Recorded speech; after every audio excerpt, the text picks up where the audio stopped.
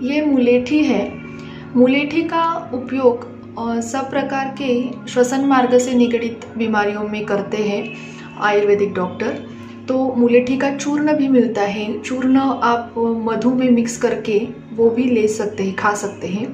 मुलेठी की ये अगर ऐसी वनस्पति आपको मिली तो आप उसको चबाकर खाइए और चबाने के बाद उसका जो मधुर रस है, मीठा उसका रस है, वो गले में उतरता है और उस रस के गुण से गले में का जो खराश है, खांसी है, वो सब कम होती है।